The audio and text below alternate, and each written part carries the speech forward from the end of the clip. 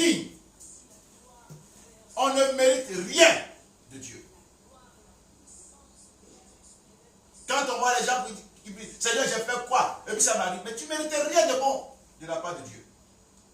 Parce que nous sommes des pécheurs. Nous avons offensé Dieu. Cela crée une disgrâce du coupable dans sa transgression. On ne mérite même pas la grâce du Seigneur. Le deuxième mot a le sens de tordre, de fléchir ou de dévier. Il présente le péché comme une entorse à la rectitude, c'est-à-dire à la justice de Dieu. Une entorse à ce qui est juste, à ce qui est d'un caractère raisonnable, pur. Cela traduit également la conséquence sur le pécheur, en ce sens qu'il porte la peine méritée de sa transgression. Quand tu tords ce qui est juste, ou tu dévies pour ne pas faire ce qui est juste, tu as péché. C'est le cas de Saoul, le roi. Dieu lui dit, vous pas interdit tout cela. Mais il est parti. Il ne l'a pas fait. Quand il a gagné la guerre, il prend des beaux gras, il prend ce qui est bien et il ramène. Et on lui dit, mais pourquoi tu as fait ça? Il dit, non, c'est pour les offrir en offrande à l'Éternel. Dieu lui a dit, est-ce que je prends plaisir aux holocaustes? Vous comprenez? Ne pas faire exactement ce qui est juste. Ou le faire à moitié, puis faire autre chose, c'est vraiment dévié. C'est un péché. Et tu dois porter le poids de ta désobéissance. Et c'est ce que l'auteur de Psaume 32 a expérimenté. Il dit, tant que je me suis tué, je gémissais.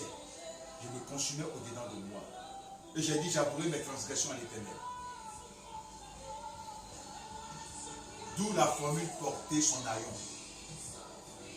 Porter les conséquences de ce péché. Troisième mot, hébreu signifie transgression ou crime. Et a le sens de bafouer l'autorité de Dieu. D'où la rébellion. Quiconque pêche se rebelle contre Dieu. Bafoue l'autorité de Dieu. Le péché, c'est la rébellion contre Dieu.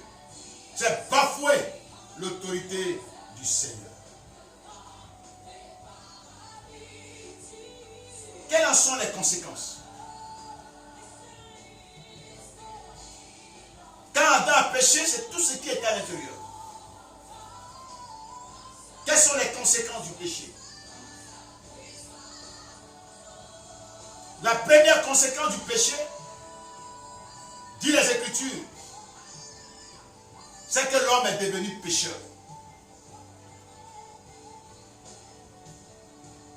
Adam qui était saint, pur, est devenu pécheur. Et on voit cela dans Romains le chapitre 5, verset 19. Qui dit, car, comme par la désobéissance d'un seul homme, beaucoup ont été rendus pécheurs. De même par l'obéissance d'un seul, beaucoup seront rendus justes. La désobéissance d'Adam l'a rendu pécheur et a rendu tous les hommes pécheurs. Nous sommes des pécheurs.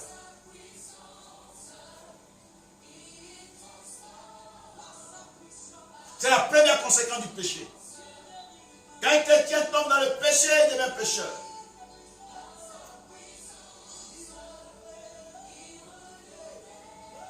Deuxième conséquence, c'est le jugement.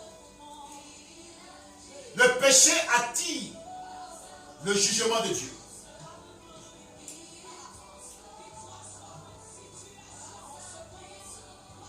Le pécheur subit le jugement de Dieu, qui le condamne pour son péché et pour sa transgression.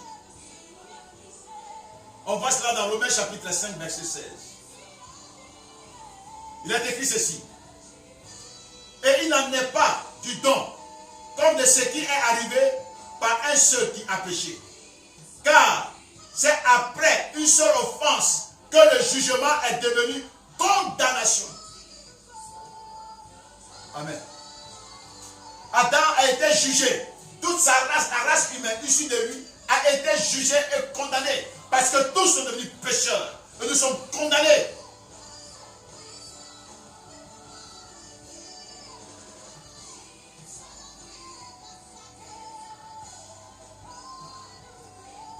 Nous sommes déjà condamnés pour l'enfer. On est condamnés. Tous les hommes sont déjà jugés par Dieu, condamnés. Non seulement par le péché d'Adam, mais eux-mêmes aussi ont continué de pécher. Parce que dans le chapitre 5, verset 12, voilà ce qu'il est dit. C'est pourquoi, comme par un seul homme, le péché est entré dans le monde, et par le péché la mort, qu'ainsi la mort s'est étendue sur tous les hommes, parce que tous ont péché. Parce que tous ont péché. La mort s'est étendue sur tous les hommes. Parce que tous ont péché. C'est pourquoi quiconque peut dire, par exemple, qui n'a pas péché, il dit, moi je ne pêche pas, alors c'est qu'il ne mourra pas. Mais s'il doit mourir, c'est qu'il a péché. Alléluia. Troisième conséquence, c'est la mort. Il y a 3 types de mort.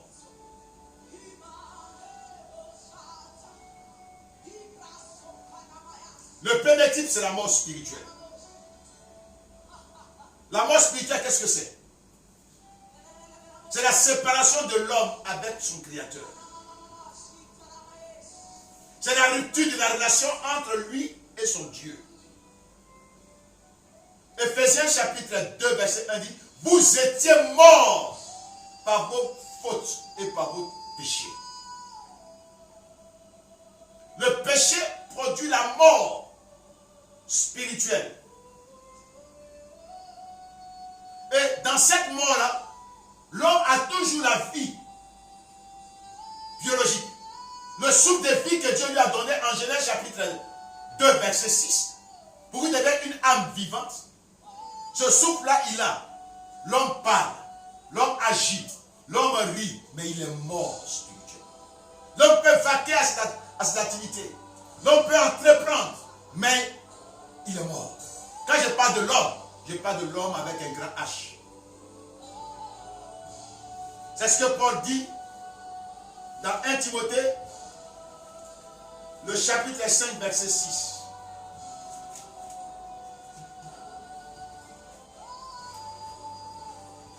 Timothée, chapitre 5, verset 6. Voilà ce qu'il dit. Mais celle qui vit dans le plaisir est morte, quoique vivante. Amen. Tu es vivant. Tu parles, mais tu es mort. C'est ce qu'il dit dans Ephésiens. Vous étiez morts par vos fautes. Les Éphésiens à qui s'adressaient étaient en vie. Mais autrefois, dans le péché, ils étaient morts. Ils sont morts spirituellement. Deuxième type de mort, c'est la mort physique. Cette mort physique, c'est le retour du corps humain, issu de la poussière et de l'âme vers Dieu. C'est la cessation de toute vie biologique, ou la cessation du souffle de vie que Dieu a donné à l'homme en lui. Et Dieu le dit à Adam. Il dit, c'est la sueur de ton front que tu tireras à manger, jusqu'à ce que tu retournes dans la poussière où tu as été retiré.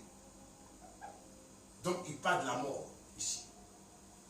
Et la Bible dit, il est appelé à un homme de mourir une fois, après quoi vient le jugement. Donc la mort physique, selon Hébreux 9, 27, intervient une fois. Et quand elle intervient, toute vie physique cesse. Et l'âme se retrouve de l'autre côté, dans le séjour des morts, pour attendre le jugement de Dieu, lors de la résurrection des morts. La troisième mort, c'est la mort éternelle. Cette mort éternelle, c'est cette mort qui arrive, dans laquelle on se trouve d'abord. La mort spirituelle conduit à la mort éternelle. Ça veut dire que l'homme meurt physiquement séparé de Dieu. Pendant toute sa vie terrestre, comme il est condamné pécheur, condamné pour l'enfer, s'il ne s'est pas repenti pour accepter Christ comme Seigneur et Sauveur personnel, s'il n'a pas accepté l'offrande que Dieu a offert pour son salut, et qu'il meurt physiquement, il vivra l'éternité en enfer. C'est ça, la mort éternelle. C'est la mort la plus dangereuse. Parce que lorsque tu meurs là, tu vivras l'éternité en enfer, dans le feu éternel. Donc tout homme qui marche sur cette terre a cette condamnation sur lui. Il est déjà condamné.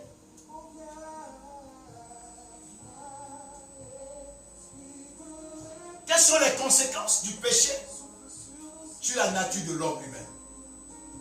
Amen.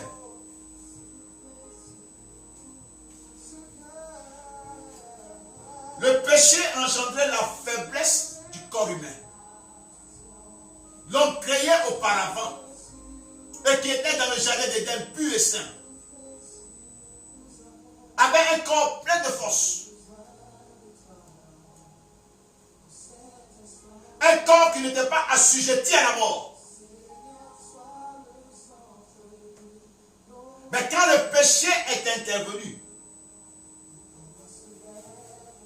le péché a rendu ce corps-là faible.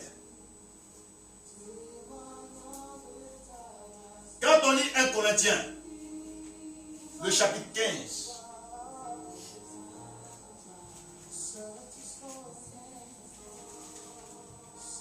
voilà ce que dit l'apôtre. Concernant le corps.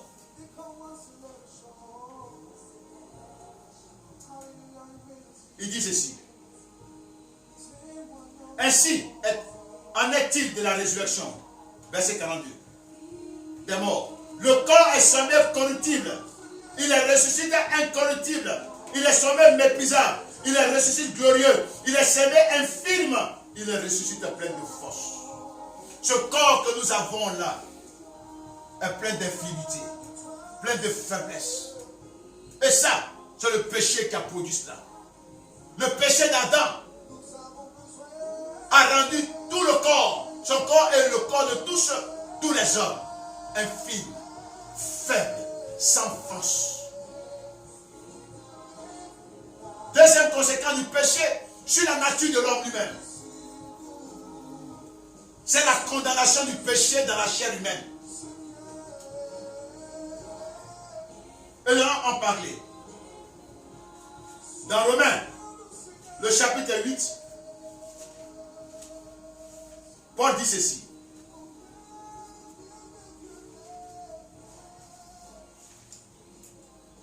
Romains chapitre 8.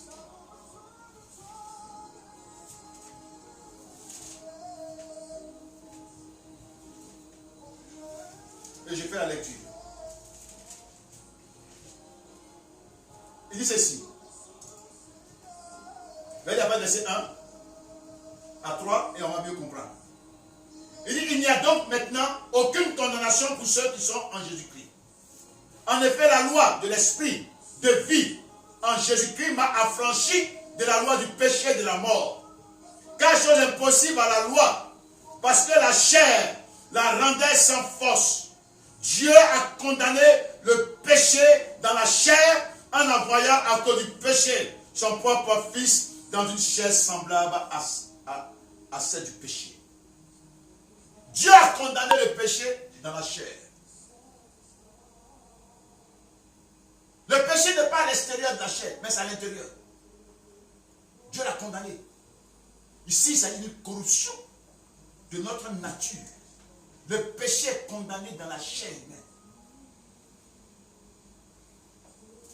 L'apôtre Paul en parle, décrit la triste réalité du péché en nous. Dans Romains chapitre 7, verset 14, il dit, car nous savons en effet que la loi est spirituelle, mais moi je suis charnel et vendu au péché. Il dit, il est vendu au péché. Il dit, car je ne sais pas ce que je fais. Je ne fais point ce que je veux. Et je fais ce que je hais. Or, si je fais ce que je ne veux pas, je reconnais par là que la loi est bonne. Et maintenant, ce n'est plus moi qui le fais, mais c'est le péché qui habite en moi.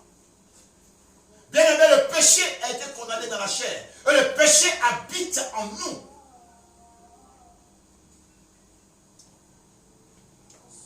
Aucune cérémonie extérieure ne peut enlever ce qui est à l'intérieur. Le péché est en nous. Dieu l'a condamné dans la chair. Lis ce qui est bon, verset 18. Je le sais, n'habite pas en moi. C'est-à-dire dans ma chair. J'ai la volonté, mais pas le pouvoir de faire le bien. Car je ne fais pas le bien que je veux. Et je fais le mal que je ne veux pas. Et si je fais ce que je ne veux pas, ce n'est plus moi qui le fais, c'est le péché qui habite en moi. Alléluia. Bien aimé, le péché a été condamné dans notre chair. Il faut faire la différence entre le péché et puis les péchés. Les péchés sont les fruits, les résultats du péché en nous. On a la volonté de faire le bien, d'obéir à la loi morale de Dieu, mais on n'a pas le pouvoir. Chacun, sa nature de péché se manifeste d'une manière ou d'une autre, différemment. D'autres n'ont pas le pouvoir de fuir la sexualité, d'autres n'ont pas le pouvoir de fuir le mensonge, d'autres n'ont pas le pouvoir de se défaire de certain nombre de choses. Mais c'est le péché. Notre nature de péché a été corrompue. Alléluia. Voici les conséquences du péché sur nous. Sur notre nature. On a la volonté, mais on n'a pas le pouvoir.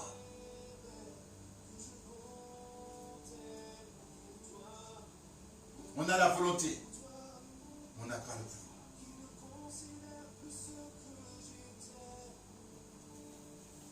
Bien-aimés, en comprenant les conséquences du péché, nous pourrons demain, à pareille heure, voir la portée du sacrifice de Christ pour nous sauver de cet état.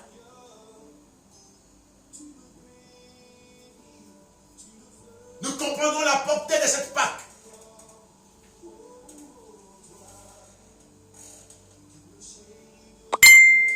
Le péché est condamné en nous. Mais il y a de l'espoir. Que Dieu vous bénisse de nous avoir suivis et de nous suivre encore demain pour la suite. Prions le Seigneur. Oh Dieu Tout-Puissant, merci de nous révéler les conséquences du péché. C'est que le péché, la chute, et les conséquences que le péché a engendrées. Le péché nous a séparés de toi. Entraîné le jugement, la condamnation. Nous a fait perdre ta gloire. Produit la mort spirituelle, physique et éternelle. A corrompu notre nature. Nous a rendus esclaves. Affaibli ce corps que tu nous as donné. L'a rempli d'infinité. L'a corrompu. Oh Dieu, toi seul peux t'amener à comprendre ça profondément. Que ton esprit parle au cœur de tous ceux qui ont entendu. Mais nous te rendons gloire. Comme pouvait dire l'apôtre Paul. Gloire soit rendue à notre Dieu par Jésus-Christ notre Seigneur. Sois béni. En ces jours commémoratifs de cette mort qui nous libère du péché. Qui nous rend libres. Au nom puissant de Jésus-Christ. Nous avons prié. Amen. Bien-aimés, que Dieu vous bénisse. Nous nous retrouvons demain à pareille heure pour continuer la suite. Et nous verrons la portée du sacrifice de Jésus. Cette Pâque. Dans toutes les conséquences qu'a produit le péché. Que le Seigneur vous bénisse. Suivez les prescriptions données par nos autorités politiques pour être préservés de cette contagion, de cette pandémie. Restez chez vous, sortez moins. Seulement juste pour faire des courses essentielles et puis rentrer. Protégez-vous et protégez votre maison. Placez votre foi en Jésus-Christ. Et sachez que Jésus est dans la barque avec vous. Que ces flots pandémiques ne nous coulera pas. Mais le Seigneur est avec nous pour calmer cette tempête. Soyez consolés, soyez fortifiés, vous qui avez perdu des êtres chers. Que le Seigneur vous relève et vous fortifie. Vous qui êtes atteints, mettez votre espérance dans le Seigneur Jésus, qui vous guérira, qui vous relèvera et vous permettra de rentrer chez vous en bonne santé. Que la paix de notre Dieu règne sur ce monde et sur chaque famille au nom puissant de Jésus-Christ. Bonne soirée à vous.